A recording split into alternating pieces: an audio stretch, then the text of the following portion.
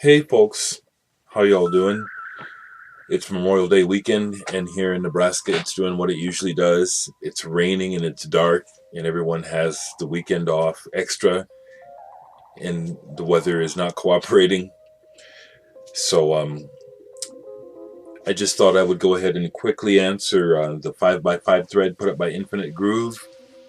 I'm not going to show anything, I just want to talk a little bit, and depending on how my day goes or my evening, if my brother shows up from out of town, I may post another video where I show stuff because it's just so much to show. But I answered these questions best I could for now. I took some time and wrote the answers because um, at my age of 55, there's so many layers of information and bands and eras to go through to try to answer these questions, accurately. And my answers would change, especially if I had the time to literally go through my entire collection or someone else's collection to be reminded of things that I can't remember. So, from what I could put together, this is my answer. 5 excellent debut albums. The first one I list is Unknown Pleasures by Joy Division. I think that's been mentioned already. It's just a powerful statement of a band, already with a readily identifiable sound. Pretty strong. Number 2, Catherine Wheel, Ferment. I just think that first album is just fantastic. Song after song after song. It still boggles my mind that it is not more highly regarded. The people that claim to like the 90s, and all that represented, I don't know how you missed Catherine Wheel. Their first album is fantastic. U2's first album, boy, very, very strong first album. Well known. The last 2 debut albums that I listed were Captain Beyond. Their first album just comes on like gangbusters. It's a hard rock classic. Close to Led Zeppelin. Not the same, but close. And the final, for me, Susie and the Banshees' debut album, The Scream, is just one of the best albums, one of the best punk albums ever made. Rainy Day albums. For me, Bo Hansen's Lord of the Rings is a record that I can listen to on repeat on a rainy day. It's just perfect. Another one that I did listen to many times, seemingly at the end of a school day in the fall when it was cloudy, and it was perfect, was Joe Zawinul's but his solo album on Atlantic called Zawinul. And I won't show it now, I'll show it later. That album is a dream. That's one of my favorite albums. Zawinul by Joe Zawinul. Another rainy day album, not all the way through, but several songs on it, is Steve Hackett's first album, Voyage of the Acolyte.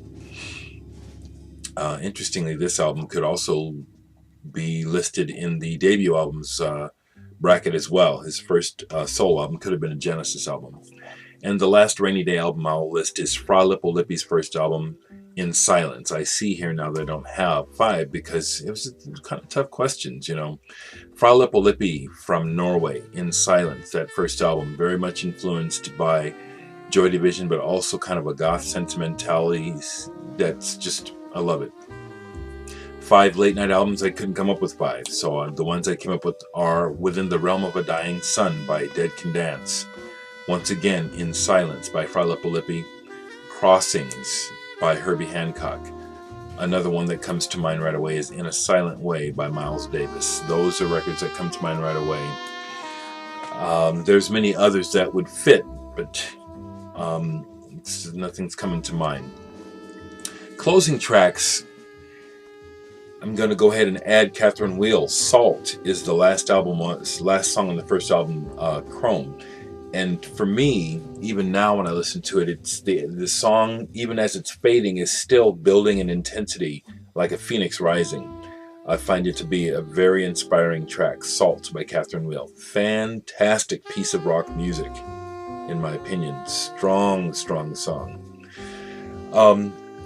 One that goes back to my past that I remember from late teen years is the last track on the first Dreams album. It's the New York Suite. And the last song, it comes in similar to the last track on Lamb Lies Down on Broadway by Genesis, It. Those are two closing tracks that I love.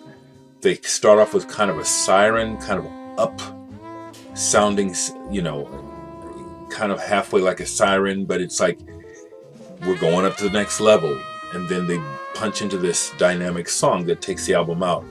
Dreams album, the last song, New York, does that. Genesis, Lamb Lies Down on Broadway, It. That also does it for the closing track. Another closing track, it's actually the last two tracks that always make the hair stand up on the back of my neck, is the Hatfield and the North first album. The last track is The Other Stubbs Effect. And it's a return to the opening arpeggio that starts the record. But it's the piece that leads into that arpeggio at the end of the album that really brings it all together. It's powerful, it's dynamic, it's progressive, and it's also kind of scary the first time you hear it, because it's like there's so much going on, there's such a depth of ideas. I've never heard anything like this before. It's kind of puts you on the edge. So that's one. And the last closing track that I can think of that I can remember has had a lasting effect on me is High Hopes by Pink Floyd from the Division Bell. And it was influenced by seeing that live. When I saw them do that live, yeah, I was tripping. It's the last time I did acid in 1994. I was speechless.